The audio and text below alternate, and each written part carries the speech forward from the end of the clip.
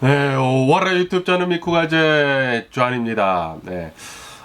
네, 아시다시피, 네, 최근 들어가지고, 네, 이 미국의 경제가, 네, 조금 뭐 위태위태하다, 뭐 그렇다, 네, 그런 얘기들이 이렇게 또, 네, 나오고 있지 않습니까? 네, 트럼프 대통령이, 네, 취임을 하면서, 네, 그러면서 이제 많은 얘기들이 이렇게 또 있지 않습니까? 어떠한 사람들이 트럼프를 이렇게 또, 네, 지지를 하는 사람들은 미국의 경제는 앞으로 더 나아질 것이다, 라고 이렇게 또, 네, 생각을 하고 있는 반면에, 네, 저같이 좀 이제 트럼프를 싫어하고, 네, 그리고 지금 뭐 현재 상황을 이렇게 더 본다고 하면은 미국의 경제가 이제 앞으로 미래를 나아간다고 하면은 별로 안 좋을 거다라고 이렇게 또 전망을 하는 사람들도 있잖아요. 네, 솔직히 말해가지고 미래는 아무도 모릅니다. 아무도 모르지만 그런데 어떻게 생각을 할 수가 있지 않습니까? 그래서 오늘은 이 미국의 경제가 앞으로 이 미래에는 어떻게 될런지 저랑 같이 알아보자고요. 그러면서 제가 항상 이 말씀드리는 게 미국이 지금까지 이렇게 세계 경제 대국으로 이렇게 또 남을 수 있는 이유 중에 하나가 바로 중산층들이 튼튼했기 때문이다 라고 제가 항상 이렇게 또 말씀드리지 않습니까? 왜냐하면은 이 중산층들이 튼튼해야지만 사람들이 돈을 쓰면서 이 경제가 빠르게 이렇게 또 돌아갈 수가 있거든요. 네, 그런데 만약에 이 중산층이 좀 이제 약해진다고 하면은 빈부격차는 더욱더 이렇게 또 심해지면서 이 경제가 이제 경직이 이렇게 또 올 수가 있거든요. 네, 그렇게 되면은 그게 바로 경기 침체이거든요. 네, 그러면서 과연 이 미국의 이 중산층들이 있지 않습니까? 저는 이 중산층들이 굉장히 좀 이제 중요하다고 이렇게 생각을 하거든요. 네, 그러면은 이 중산층들 지금 현재 상황은 어떠한지 저랑 같이 한번 알아보자고요. 네, 그러면서 여기 이렇게 딱 보신다고 하면은 여기 뭐 퓨 리서치 센터에서 이렇게 또 리서치 한 게 이렇게 또 나와 있는데 퓨 리서치 센터에서 2023년도랑 그리고 1971년도 이때를 이 중산층들 있지 않습니까? 중산층들을 이렇게 또 비교를 이렇게 또 해봤더라고요. 네, 비교를 이렇게 또 해보니까 이 1970년대 때는 미국의 중산층이 비율이 61%였거든요. 네, 그에 반해가지고 2023년도 2년 전이죠. 2년 전에는 미국의 중산층의 비율이 51%밖에 되지 않는다. 네, 다시 말해가지고 계속 이 줄어들고 있다라는 그런 소리죠. 네, 그러면서 미국에 있는 이 어퍼 인컴 있지 않습니까? 네, 돈을 굉장히 잘 버는 사람들은 1971년도에는 11%였는데 그런데 2023년도에는 19%로 늘었다. 그러는 반면에 이 로월 인컴 있지 않습니까? 좀 이제 가난한 사람들의 수는 70년대에는 27% 정도였는데 2023년도에는 30%대까지 이렇게 또 늘었다라는 그런 소리거든요. 다시 말해가지고 이제 중산층이 조금씩 이렇게 또 줄어들면서 이 고소득층들이 더 이렇게 또 늘어나고 더 많이 늘어났어요. 그리고 이 로워 인컴도 이 저소득층들도 이렇게 또 많이 늘어났다라는 그런 소리거든요.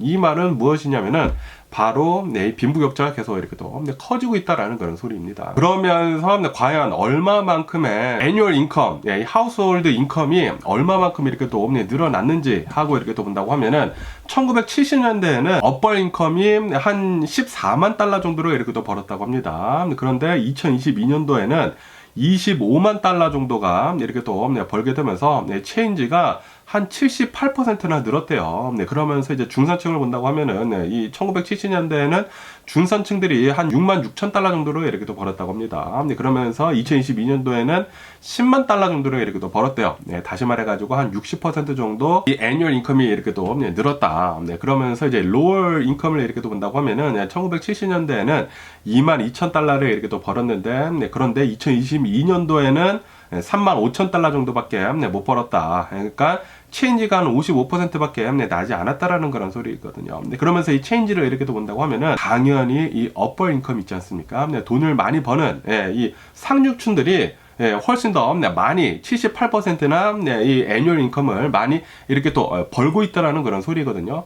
이거는 무슨 말이냐? 이것도 이 빈부격차가 이제 계속 날이 가면 갈수록 벌어지고 있다. 라는 그런 소리거든요. 그러면서 여기 이렇게 또 보신다고 하면은 Share of total US household income held by middle class has plunged since 1970. 네, 그러니까 이 미국의 그 하우스홀드 인컴, 요거 이렇게 또 보면은 1970년대에는 미들 클래스가 하우스홀드 인컴의 한 62% 정도를 수입을 이렇게 차지를 이렇게 또 하고 있었다고요. 그런데 이 중산층들이 계속 이렇게 또 무너지고 있으면서 2022년도에는 이 전체 이 하우스홀드 인컴의 43%밖에 차지를 하지 않는다. 네, 그에 반해 가지고 이 upper income들 있지 않습니까? 네, 상류층들은 29% 70년대 29%에서 2022년도에는 48%로 이렇게 또 네, 늘었다라고 한다고 합니다. 네, 다시 말해 가지고 이 upper income 상류층들에서 돈을 아주 그냥 긁어 모으고 있다는 그런 소리죠. 네. 그러면서 이제 lower income도 계속해가지고 네, 이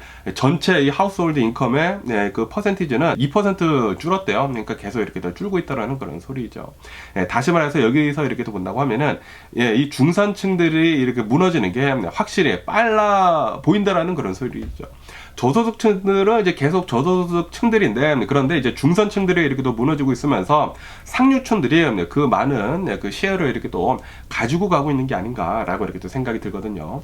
네, 그러면서 이 미국 내에는 다인종 문화이지 않습니까? 네, 다인종 문화에서 이렇게 또 보면은 여기에서 과연 어떤 인종이 저소득층, 뭐 중산층, 상류층인지 이렇게 딱 본다고 하면은 전체를 본다고 하면은 이 2022년도에는 미들 클래스가 한 52% 정도 된다. 그리고 어펄 클래스 이제 상류층이 한 17% 정도가 되고 그리고 이제 저소득층들이 이제 30% 정도가 된다고 하는데 그러면서 이 에이시언들 있지 않습니까? 에이시언들의 이 상류층은 그 비율을 본다고 하면은 27%나 된대요. 네, 그러니까 이 여러 인종들 중에서도 이제 상류층이 이제 가장 많은 인종은 바로 에이시언이다. 에이시언이 27%. 그리고 그 다음이 이 백인들로 21% 상류층들이 이렇게 또 있다고 하고요. 네, 그러면서 그 다음으로는 섞이신 분들 있지 않습니까? 섞이신 분들이 한 17% 정도 이렇게 또 차지를 하고 있다고 하고 그 다음에 있는 그런 인종들은 뭐 네이티브 하와이언, 뭐 패시픽 아이슬랜더, 뭐 블랙 히스패닉, 뭐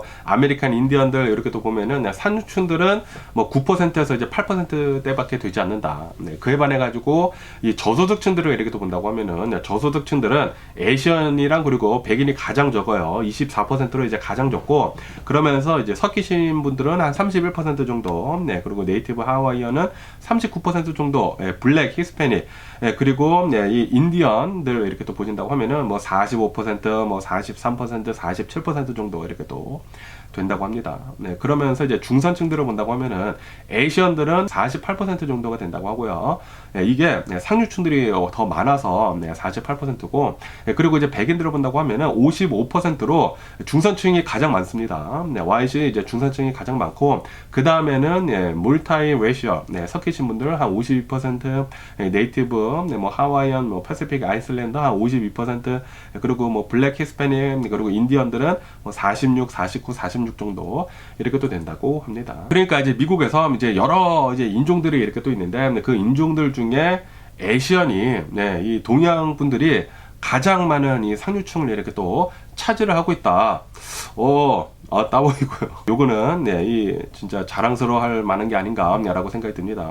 제가 보더라도 미국에서 계속 이렇게 또 공부를 해오지 않았었습니까? 제가 보더라도 에이시언들이 똑똑해요. 특히 한국 사람들이 많이 똑똑하더라고. 한국 사람들, 중국 사람들도 굉장히 똑똑하더라고요. 인도 사람들 똑똑하고 일본 사람들은 많이 못 만나봐서 모르겠어. 뭐 똑똑하겠죠. 어쨌든 이 보편적으로 본다고 하면은 이 동양 사람들이 똑똑한 사람들이 많더라고. 그러니까 이렇게 이 상류층들도 동양인들이 이렇게 또 많다. 그러면서 여기 이렇게 또 본다고 하면은 nearly 4 in 10 US children lived in lower income household in 2022. about half in the middle class 라고 이렇게 또 적혀 있으면서 이 미국에 있는 이 어린이들 그러니까 이제 미성년자들 중에 10명 중에 4명은 lower income이다. 여기 이렇게 또 본다고 하면은 18세 이하 그러니까 이제 미성년자죠. 이제 미성년자들이 lower income에 이렇게 또 살고 있는 그 퍼센티지가 38%나 된다고 해요. 그러니까 이제 막 이제 사회로 나와가지고 이제 열심히 이렇게 또 일을 하면서 이제 애를 이렇게 또 나면서 애를 이렇게 또 키우면서 살아가면은 좀 이제 지출도 많고 그러지 않습니까? 그러다 보니까 여기에서 이제 로우 인컴이 이렇게 또 많대요. 그래서 18세 이하가 로우 인컴인 경우가 이렇게 또 많다. 미들 클래스는 한 49%, 어펄 클래스는 어펄 인컴은 한 13% 정도 이렇게 또 된다고 하고 그리고 젊은 층들이 확실히 많기는 많아요. 네, 저소득층들이 이렇게 또 많으면서, 네, 그리고 중산층들도 이렇게 또 많습니다. 네, 18세에서 이제 29세.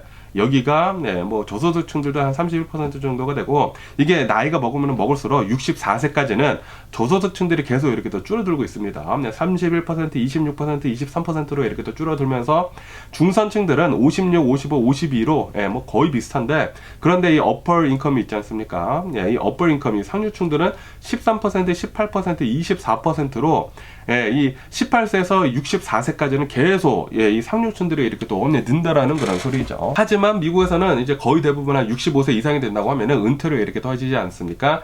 은퇴를 하자마자, 예, 이 로어 인컴, 예, 저소득층들이 굉장히 많이 늘어나가지고, 35%를 이렇게 또 차지를 하고, 미들 클래스 50%, 그리고 어퍼 인컴은 15% 이렇게 또 차지를 하고 있다고 해요. 네. 그러면서, 과연, 예, 이 인컴들을 이렇게 또 본다고 하면은, 미국에서 태어난 사람들이랑, 그리고, 예, foreign 있지 않습니까? 네, 이제 외국에서 이렇게 또 이민 온 사람들을 이렇게 또 본다고 하면은, 미국에서 태어난 사람들은 확실히, 미들 인컴이 더 이렇게 또 많다고 합니다. 중산층들이 53%, 그에 반해가지고, foreign born, 그러니까 이제 해외에서 이렇게 또 태어나서, 저 같은 사람이요, 1.5세, 뭐 그런 사람들은 미들 클래스가 한 48% 정도밖에 되지 않는다. 그러면서 이제 로어 인컴이 훨씬 더 많아요. US born은 한 29%인데, foreign born은 36%이다. 네, 그렇게 이렇게 또 볼 수가 있고요. 네, 다시 말해가지고 이제 미국에서 이렇게 또 태어난다고 하면은 확실히 더 어드밴테이지가 있다라는 그런 소리죠. 이제 말 같은 거 훨씬 더 잘할 것이지 않습니까? 미국 이 문화에 이렇게 또 스며들 수가 있고, 네, 그렇기 때문에 확실히 더 돈을 잘 벌 수가 있다라는 그런 소리죠. 네, 미국에서 이제 교육을 받고, 네, 그러니까요. 그러면서 이 소득도 이렇게 본다고 하면은 이 학교를 나왔는지 안 나왔는지가 굉장히 중요하다라고 이렇게 또 보고 있다고 합니다. 에듀케이션이 얼마만큼 이렇게 공부를 했는지에 따라 가지고 이 인컴이 굉장히 크게 갈린다라고 한다고요. 여기 이렇게 또 본다고 하면은 하이스쿨도 이제 그라듀에이트 하지 못한 사람들, 이 고등학교도 이제 못 나온 사람들의 로어 인컴은 54%래요. 중산층은 단 42%밖에 되지가 않고, 그리고 어퍼 인컴은 단 5%대밖에 되지가 않는다. 네, 그러면서 이 고등학교 졸업생들은 로어 인컴이 37% 정도가 된다고 하고, 미들 인컴, 중산층은 한 54%가 된다고 하고, 어퍼 인컴은 상류층은 한 9%가 된다. 그러면서 컬리지 어느 정도, 뭐 2년제나 뭐 2년제겠죠. 컬리지 한 2년제 정도 이렇게 또 나온다고 하면은 로어 인컴은 이제 훨씬 더 이렇게 또 줄어들어 가지고 28% 정도가 이렇게 또 된다고 하고요. 그러면서 이제 중산층은 58%, 그리고 상류층은 한 14% 정도 이렇게 또 된다고 하고, 그러면서 뭐 바첼러스 디그리 이상, 그러니까 4년제 이상 이렇게 또 나온 사람들은 로어 인컴은 이제 확실히 적습니다. 12%, 그리고 중산층들은 52%, 그리고 이제 어플 클래스, 이게 대박이에요. 35%나 된다고 해요. 다시 말해가지고 이 에듀케이션이 굉장히 큰 팩터로 이렇게 또 작용을 하고 있다라는 그런 소리죠. 그러면서 뭐 당연하겠지만 이 엠플로이드, 당연히 이 일을 하고 있는 사람들의 퍼센티지를 이렇게 또 본다고 하면은 중산층이 58%로 굉장히 많다고 하고요. 그러면서 언엠플로이드를 본다고 하면은 이 저소득층들이 49%, 그리고 not in labor force 이렇게 떠가지고 뭐 은퇴하거나 그런 사람들 아니면은 나이가 어린 사람들을 이렇게 본다고 하면은 43%가 이제 로어 인컴이다라는 그런 소리죠. 그러면서 여기서 이렇게 또 보실 수 있듯이 이 에듀케이션이 굉장히 중요하거든요. 교육을 얼마만큼 어디까지 이제 받는지에 따라 가지고 이 소득 수준이 이렇게 또 달라질 수가 있는 것인데, 그런데 아시다시피 지금 이 트럼프 대통령이 하려고 하고 있는 거 있지 않습니까? 연방 교육부를 지금 폐지를 이렇게 또 하려고 하고 있지 않습니까? 이 연방 교육부를 지금 폐지를 한다라는 그런 소리는 지금 이 중산층들을 엄청나게 줄여버린다라는 그런 소리거든요. 이거 확실합니다. 이거는 뭐 트럼프 대통령은 이렇게 말에 막 기름칠을 이렇게 또 해가지고 지금 우리가 하려고 하는 것은 연방 정부에서 뭐 이래라 저래라 하는 것이 아니라 각 주들에서 알아서 하는 게 가장 좋을 것 같다라고 얘기를 하고 있지만, 그런데 아니 그 어떠한 나라에서 연방 교육부를 폐지를 하는 그 나라가 어디 있어요? 이 연방 교육부를 폐지를 한다라는 그런 소리는 그냥 이제 연방정부에서 이제 교육에다가 돈을 안 쓴다라는 그런 소리거든요. 그렇게 된다고 하면은 각 주들에서 그 교육에 들어가는 그 지원을 다 각 주들에서 그 세금을, 주세금들 있지 않습니까? 주세금을 거기서 걷어서 이렇게 또 해야 되는데, 그러면은 이제 가난한 주들은 이 에듀케이션에다가 이제 돈을 쓸 수가 없어요. 그러면은 지금도 뭐 별로라고 하는데 지금도 이 미국의 이 공립학교들이 뭐 그렇게 뭐 강하지 않다고 하는데 앞으로는 더 나빠질 것입니다. 그나마 뭐 캘리포니아나 뭐 뉴욕이나 이런 좀 부자주들 있지 않습니까? 부자주들은 어느 정도 감당을 할 수가 있다고 합니다. 주가 부자이기 때문에 주에서 세금을 많이 걷기 때문에 어느 정도 가능은 한데, 그런데 이 트럼프를 뽑아준 가난한 주들 있지 않습니까? 오히려 그런 주들이 굉장히 지금 좀 이제 심각한 상황이라고 한다고 합니다. 왜냐하면은 그런 주들을 본다고 하면은 세금 거치는 게 확실히 적대요. 주에서 이제 세금 거치는 게 이렇게 또 적기 때문에 연방 정부에서 이 에듀케이션 있지 않습니까? 연방 교육부에서 이 지원을 해줘야지만 가난한 주들의 이 에듀케이션이 좀 어느 정도 지원을 이제 많이 이렇게 또 받을 수가 있다고 하거든요. 그런데 만약에 이 연방 교육부가 사라진다, 지금 이 트럼프를 뽑아준 그 주들이 지금 뭐 다 발등에 불이 떨어진 거라고 한다고 하네요. 그러니까 이제 트럼프 대통령이 하려고 하는 게 요거예요. 뭐 중산층들 이제 무너뜨리고, 이 가난한 사람들 더 늘리고, 여기 보시면은 아실 수 있지 않습니까? 이게 교육에 따라 가지고 못 배운 사람들이 더 많아지게 된다고 하면은 당연히 이 미국의 경쟁력은 굉장히 낮아질 수밖에 없습니다. 저소득층들이 더 많이 나올 수밖에 없어요. 하지만 이 부자들은 더 보시다시피 가난한 사람들이 많아질수록 부자들이 더 많아지거든요. 중산층들이 더 줄어들면 줄어들수록 부자들이 더 많이 가지고 갈 수가 있어. 그렇기 때문에 지금 뭐 기업인들이나 그리고 트럼프 대통령 같은 사람들이 이런 교육에다가 투자를 하지 않으려고 하는 거예요. 그러면서 과연 이 직종들 있지 않습니까? 이 직종들을 이렇게 또 본다고 하면은 이 직종들에서 얼마만큼의 이 인컴을 이렇게 또 이 소득 수준을 이렇게 또 가지고 가는지 하고 이렇게 또 본다고 하면은 당연히 컴퓨터 사이언스 뭐 엔지니어링이 가장 많다고 합니다. 39%가 어퍼 인컴이래요. 상류층들이 거의 다 컴퓨터 사이언스 뭐 엔지니어링이래요. 그러면서 이제 중산층들도 53%로 굉장히 많고, 로어 인컴은 단 8%밖에 되지 않는다고요. 굉장히 적다라는 그런 소리죠. 그러면서 이렇게 컴퓨터 사이언스 뿐만이 아니라 매니지먼트 있지 않습니까? 이 매니지먼트도 굉장히 많다. 이 어퍼 인컴이 39%나 된다고 해요. 중산층들도 굉장히 많고 50%로 뭐 비즈니스, 뭐 파이낸스 이런 것들도 굉장히 많이 이렇게 또 벌기 때문에 36%의 어퍼 인컴들이 이렇게 또 존재를 하고 있다. 중산층들도 이제 54%로 굉장히 많고, 그러면서 뭐 리걸 뭐 그런 거 있지 않습니까? 소셜 서비스, 아트, 뭐 미디어 이런 것들에 28%는 이 upper income, 그리고 헬스케어 24% upper income. 그러면서 에듀케이션이 21%가 upper income이래요. 아무래도 에듀케이션 어느 정도 이렇게 또 공부를 한다고 하면은 어느 정도 이제 잘 번다라는 그런 소리죠. 그러면 중산층들은 61%래요. 이 에듀케이션이 또 많네. 그러면서 sales related, 그러니까 이제 그냥 뭐 파는 거 이런 것들은 한 20% 정도, 그리고 중산층들은 53%.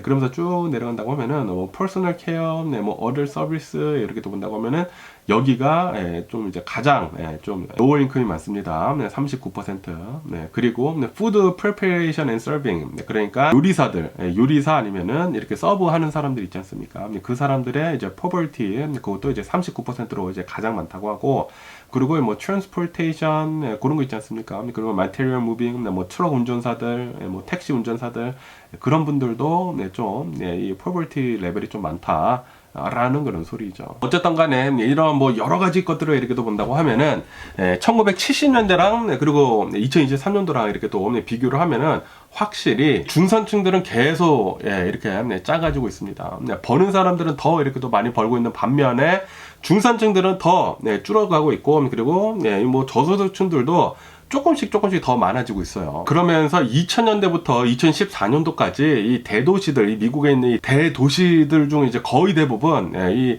중산층들이 감소를 했다라고 한다고 합니다. 그러니까 이제 대도시들에서 이 좀 이제 중산층들이 이제 무너지고 있다라는 그런 소리죠. 그러면서 이제 빈부격차는 더 이렇게 또 벌어지고 있고, 그러면서 왜 이렇게 이 중산층들이 이렇게 또 사라지고 있는지 하고 이렇게 또 본다고 하면은 1970년대랑 그리고 지금 현재 이렇게 또 본다고 하면은 미국의 제조업이 지금 좀 많이 무너지고 있다. 아시다시피 이 러스트벨트라고 해가지고 이쪽 중심으로 해가지고 옛날 같은 경우로 본다고 하면은 옛날에는 여기에서 뭐 자동차 생산 같은 것들이나 이런 것들을 굉장히 많이 하지 않았습니까? 그러다 보니까 거기에서 굉장히 많은 이 중산층들이 이렇게 딱 버티고 있었는데, 그런데 이제는 디트로이트, 뭐 노스캐롤라이나 이렇게 또 해가지고 뭐 여기에 있는 수많은 뭐 제조업체들이 좀 이제 많이 좀 이제 문도 닫고 막 그러지 않았습니까? 이 미국에서의 이 제조업이 쇠퇴를 이렇게 또 하는 바람에 중산층들이 저소득층들로 쇠퇴를 이렇게 또 했기 때문에 중산층들이 이렇게 또 사라지고 있다. 제조업이 지금 무너지고 있기 때문이다.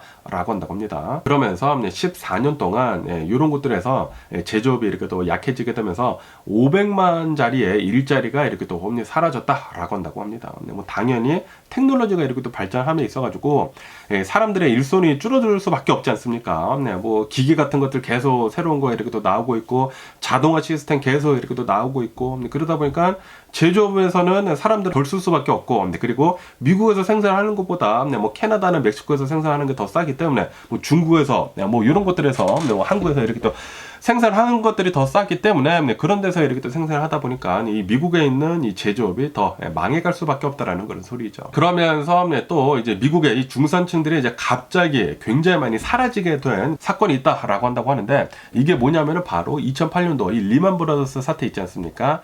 이 서프라임 사태 때문에 미국인 이 중산층들 있지 않습니까? 이 중산층들의 순자산 28%가 그때 그냥 날아가 버렸대요. 근데 갑자기 이 와이프아웃이 이렇게 또 돼버리게 되면서 저를 이렇게 또 포함을 해가지고 그때 굉장히 많은 순자산이 이렇게 또 사라졌다. 그러면서 그때 부자들은 또 줍줍하지 않았습니까? 그러다 보니까 그때 또 이제 중산층들이 줄어들고, 그러면서 부자들, 이 어플 클래스들은, 이 어플 인컴들은 더 그것들을 이렇게 또 줍줍하다 보니까 이 빈부격차가 더 이렇게 또 늘어났다라는 그런 소리. 중산층들은 저소득층들로 이렇게 또 전락하고, 그리고 어플 인컴들은 더 이런 이제 중산층들이 이렇게 또 버린 거 이렇게 또 줍줍하다 보니까 더 부자가 되고, 그러면서 또 올해 들어가지고 본다고 하면은 2025년도 이 트럼프 대통령이 이렇게 또 취임을 한 다음부터 지금 현재 좀 이제 중산층들이 불안불안하다라는 그런 얘기들이 이렇게 또 많이 나오고 있거든요. 왜냐하면은 이 인플레이션 있지 않습니까? 지금 이 트럼프 대통령이 하고 있는 그런 이제 수많은 이 정책들을 본다고 하면은 인플레이션이 이제 앞으로 계속 될 것 같다. 이 인플레이션을 지금 자극을 하고 있다. 그리고 이렇게 인플레이션이 자극을 하게 된다고 하면은 이게 뭐 연쇄고리처럼 계속 이제 무너질 수밖에 없는 것이거든요. 인플레이션을 자극을 해가지고 인플레이션이 된다고 하면은 사람들이 이거 너무나 비싸니까 이제 돈을 안 써. 돈을 안 써가지고 이제 물건들이 이제 팔리지 않는다고 하면은, 그러면은 공장들은 이제 슬로우 다운 되니까 이제 공장에 이제 문을 닫아야 돼. 그러면은 사람들을 더 쓸 수가 없어. 사람들 잘라. 그러면은 더 사람들이 돈이 없으니까 더 못 써. 이게 반복이 된다고 하면은 경기 침체에 빠질 수밖에 없다라는 그런 소리죠. 그렇기 때문에 2025년도에도 지금 이 중산층들이 불안해하고 있다. 지금 이 트럼프 대통령이 하고 있는 그 수많은 이 정책들을 본다고 하면은 이 인플레이션 건드는 것밖에 없거든요.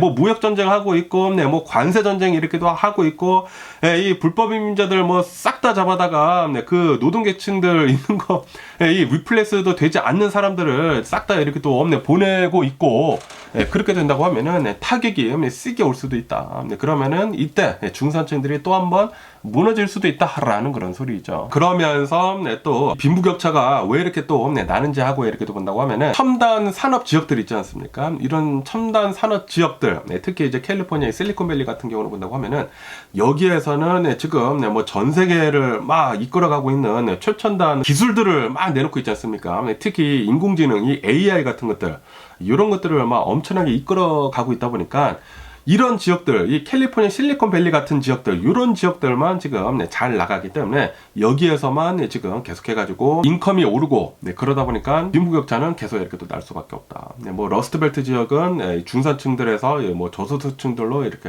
전락을 하고 있고, 그리고 뭐 실리콘밸리 같은 경우에는 중산층들에서 더 어플 클래스, 어플 인컴으로 이렇게 또 가고 있다라는 그런 소리죠. 그러면서 이런 도시들에서도 뭐 중산층들이 계속 이렇게 또 줄어들고 있다고 합니다. 이런 뭐 LA, 뭐 시카고, 뭐 뉴욕 같은 곳에 이렇게 또 본다고 하면은 여기도 이제 30년 전이랑 이렇게 또 비교를 해가지고 중산층들은 한 10% 정도가 줄었다. 라고 한다고 합니다. 그에 반해 가지고 뭐 실리콘밸리 같은 경우로 본다고 하면은 여기는 오히려 이제 중산층들이 고소득층들로 이렇게 또 이동을 이렇게 또 했다고 하고요. 그에 반해 가지고 이 뭐 디트로이트 같은 것들 있지 않습니까? 뭐 러스트벨트 있는 곳에 이렇게 본다고 하면은 아까 전에도 이렇게 또 말씀드렸다시피 중산층들이 저소득층들로 이렇게 또 전락을 해버리고 말았다. 그러면서 지금 이 트럼프 대통령이 하고 있는 것들을 이렇게 또 본다고 하면은 너무 이 기업들한테만 퍼주는 거밖에 없거든요. 뭐 인컴 텍스 뭐 줄여주겠다, 뭐 텍스 컷을 이렇게 또 해주겠다, 기업들한테도 해주고 뭐 다 똑같이 이렇게 또 해주겠다. 똑같이 해주겠다는 것은 이거는 말이 안 된다는 거는 그런 소리거든요. 똑같이 해주면서 몇 퍼센트만 이렇게 똑같이 해주면은 당연히 조금 벌고 있는 우리 같은 뭐 중산층들은 몇천 달러밖에 세이브가 되지가 않는데, 그런데 천문학적인 그런 이제 금액을 벌고 있는 기업들이나 어퍼 인컴들을 이렇게 본다고 하면은 그런 사람들은 천문학적으로 이 텍스 세이빙을 이렇게 또 할 수가 있다라는 그런 소리죠. 한 사람, 똑같은 사람을 비교를 한다고 하면은 중산층들은 뭐 몇천 달러, 그런데 여기는 최고 막 몇십만 달러도 세이브를 할 수가 있다라는, 그러니까 그 세이빙 되는 그 금액이 말도 못하게 이제 차이가 난다라는 그런 소리거든요.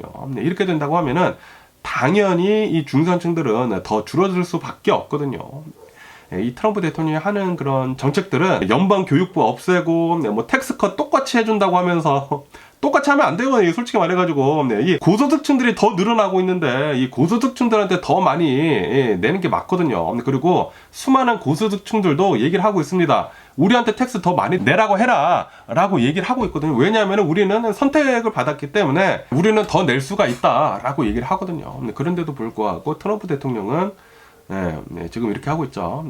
그러다 보니까 지금 중산층들이 무너질 수밖에 없는 그런 상황만 지금 보여주고 있는 게 아닌가라고 이렇게 생각이 들거든요. 그러면서 지금 뭐 계속 중산층들이 줄어들고 있으면서 소비 양극화가 계속 좀 이제 심해지고 있다라고 한다고 합니다. 지금 현재 이렇게 본다고 하면은 상위 5%가 소비 30%를 지금 차지하고 있다고 합니다. 상위 5%가 소비를 30%나 한다는 엄청나게 돈을 쓴다는 그런 소리지. 그리고 이것은 20년 전이랑 이렇게 또 비교를 해가지고 7%나 더 늘은 수치이다 라고 한다고 합니다. 다시 말해서 중산층들이 이렇게 또 줄어들고 있으면서 이 고소득층들이 돈을 더 많이 쓸 수 있다. 더 많이 중산층들에서 뺏어오니까 저소득층들에서 이렇게 또 뺏어오게 되다 보니까 돈을 더 많이 쓸 수 있는 그런 여력이 된다라는 그런 소리죠. 그리고 지금 뭐 백화점 같은 데 가보세요. 이제는 중산층들이 살 수 있는 그런 매장들이 계속 줄어가고 있어요.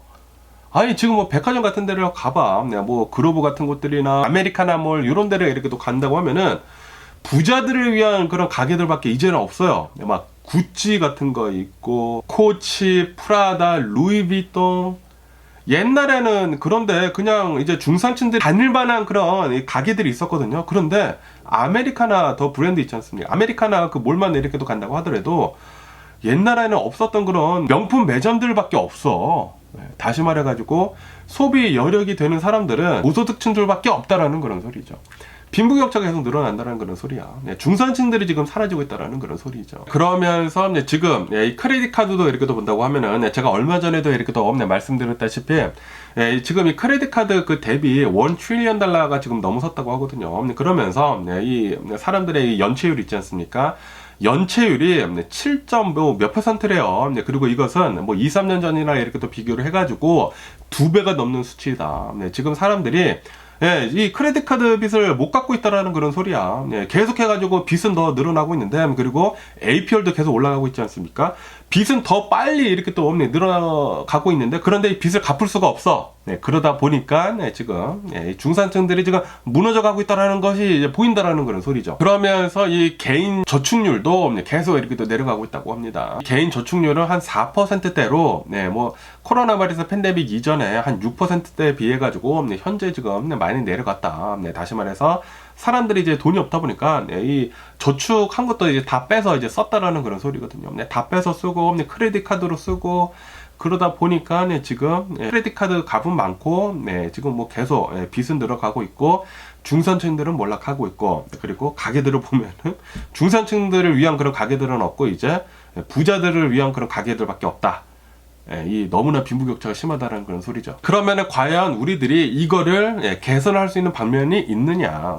개선할 수가 있습니다. 개선할 수가 있는데 이거는 지금 트럼프 대통령이 하고 있는 이런 정책들로는 개선이 안 돼요.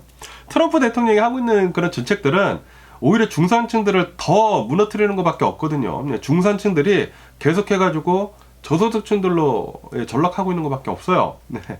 예, 이거를 개선을 하려고 하면은 우선 교육을 잘 해야 합니다. 예, 이 연방 교육부를 없애는 게 아니라 연방 교육부를 더 강화를 해야 돼요. 사람들을 더 많이 가르쳐가지고 사람들이 더 똑똑해져야 합니다. 네, 그래야지만 예, 이 고소득층들이 더 늘어나고 중산층들이 더 늘어날 수가 있거든요. 아까 전에도 그 그래프에서 이렇게 또 보시지 않았습니까? 교육이 약하다고 하면은 당연히 그 고소득층들의 수가 훨씬 더 많아요. 그거는 통계상 다 나와 있는 것이거든요. 그렇기 때문에 교육을 강화를 해야 한다. 그리고 이 제조업도 혁신을 일으켜야 된다.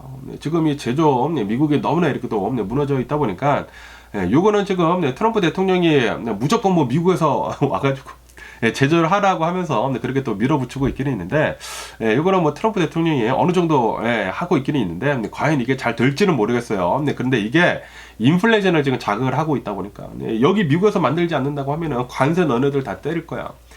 그러다 보니까 제조, 요거 살리기 전에 중산층들이 먼저 죽지 않을까라는 그런 이제 걱정이 들기도 합니다. 그리고 세금 감면 같은 것들, 이 세금 감면 같은 것들을 중산층들, 뭐 저소득층들을 이렇게 또 집중적으로 좀 해줘야지, 고소득층들이랑 같이 해버린다고 하면은 이런 고소득층들은 똑같이 퍼센티지로 하면은 말도 못하게 많은 돈들을 더 세이브로 이렇게 할 수가 있거든요. 그러다 보니까 이게 이퀄이라고 한다고 하더라도 말로는 똑같이 한다고 하지만 이게 이퀄이 아니다라는 그런 소리죠. 그리고 또 이제 중요한 것 중에 하나가 이 주택 보조하는 것들, 뭐 아시다시피 지금 홈리스들이 어마무시하게 이렇게도 많지 않습니까? 그리고 제가 전에도 한번 이 컨텐츠를 만들어 드리지 않았습니까? 이 미국에 홈리스가 이렇게 많아진 이유는 이 서프라임 사태를 지나면서 이 주택 가격이 오르고 주거비 가격이 너무 올랐기 때문에, 그리고 코로나 바이러스 팬데믹을 지나면서 주거비 가격이 말도 못한 그런 이 수치를 이렇게 또 나타내다 보니까 사람들이 아무리 일을 한다고 하더라도 이 홈리스들 중에 4명 중 1명은 풀타임으로 일을 하고 있다고 하거든요. 그런데도 불구하고 집을 구할 수가 없어. 너무나 비싸다 보니까. 어느 정도 이 일자리에서 가까워야 하지 않습니까? 그런데 그 일자리에서 가까운 데를 집을 얻으려고 한다고 하면은 임금으로는 이제 택도 없다라는 그런 소리지. 그러다 보니까 이 주거비 뭐 보조를 하거나 이런 것들도 이제 필요하다라는 그런 소리. 그래야지만 중산층들이 더 늘어나고 중산층들을 더 이렇게 또 보호를 해줄 수 있다. 그래야지만 미국이 더 건전하게 튼튼해질 수가 있다. 라는 그런 소리입니다. 제가 항상 말씀드리지만 이 빈부격차가 계속 이렇게 또 늘어난다고 하면은 경기 침체가 올 수밖에 없습니다. 중산층이 살아야지만 그 나라가 그 경제적으로 이제 강하다라는 그런 소리거든요. 아무리 이 부자들이 돈을 아무리 펑펑 쓴다고 하더라도 그 숫자를 본다고 하면은 중산층들이 훨씬 더 많거든요. 그렇기 때문에 중산층들이 돈을 써줘야지만 이 중산층들끼리 많은 돈들이 이렇게 또 이코노미가 이렇게 또 돌게 되면서 여기에서 경제 부흥이 일어나고 그러는 것이거든요. 부자들만 더 부자가 된다고 하면은 이거는 경기 침체가 올 수밖에 없는 그런 상황만 초래하지 않을까라고 이렇게 생각이 들거든요. 양극화는 이 경제 위기로 이어질 수밖에 없습니다. 이어질 수밖에 없기 때문에 이 중산층을 더 살리는 방안을 이렇게 또 만들어야 하지 않나, 이 모든 정책들이 라고 이렇게 또 생각이 듭니다. 트럼프 대통령은 말은 그렇게 하고 있어. 우리는 중산층을 살려야 된다. 그렇기 때문에 내가 이렇게 하는 것이다. 말은 그렇게 하고 있고, 좁은 관점에서 본다고 하면은 그렇게 보여. 그런데 넓은 관점에서 본다고 하면은 전혀 그렇지 않다라는 그런 소리죠. 부자들만 더 지금 부자가 되고 있는 그런 것들이 더 많다라는 그런 소리죠. 인플레이션을 자극을 하고 있고, 중산층들은 더 이렇게 또 줄어가고 있고, 이 부자들은 더 감세를 이렇게 또 해주고 있는 것을 본다고 하면은 중산층들은 계속 이제 줄어들지 않을까. 그러면은 이것은 경기 침체로 당연히 이어지지 않을까라고 이렇게 또 생각이 듭니다. 어쨌든 이 중산층이 이 미국에서 이 붕괴가 된다고 하면은 이게 중산층만 붕괴가 되는 것이 아니라 사회 전반적으로 큰 문제를 이렇게 또 일으키는 것이거든요. 요번 2025년도, 뭐 2026년도 이 트럼프 대통령이 정권을 이렇게 또 잡고 있으면서 미국은 과연 이 중산층 붕괴 이것을 잘 넘길 수 있을까요? 여러분들의 생각은 무엇인지 밑에 이렇게 또 댓글로 남겨주시면 얼마나 또 감사드리지 않을까라고 이렇게 또 생각이 듭니다. 그러면은 오늘은 이 미국의 중산층들이 이렇게 또 무너지고 있다라는 그런 주제로 이렇게 또 한번 이 컨텐츠를 이렇게 또 만들어봤는데. 이 미국의 중산층들이 무너지면은 저는 확실하게 얘기를 해드릴 수 있습니다. 미국의 경기 침체는 온다. 그렇기 때문에 제가 전에도 말씀드리지 않았습니까? 지금 이 트럼프 대통령이 하는 것들을 이렇게 본다고 하면은 중산층들이 지금 무너질 수밖에 없는 것 같다라는 그런 사인만 지금 주고 있거든요. 그런 정책들이. 그렇기 때문에 침체기가 올 수도 있는 게 아닌가. 뭐 올해 아니면은 내년에 라고도 이렇게 생각이 들거든요. 제발 좀 안 왔으면 하는 그런 바람인데 그런데 아무도 몰라요. 제가 당연히 틀릴 가능성도 있죠. 저 모르죠. 진짜 올 수도 있고 안 올 수도 있죠. 그런데 제 생각은 이렇지만 여러분들의 생각은 어떤지 한번 말씀해 주시면 감사드리지 않을까 하고 이렇게 또 생각이 들면서 뭐 어쨌든 간에 오늘도 제 영상 이렇게 또 끝까지 시청해 주셔서 정말 감사드리면서 항상 건강하시고 행복하세요. 그럼 안녕히 계세요. 그리고 내일 봐.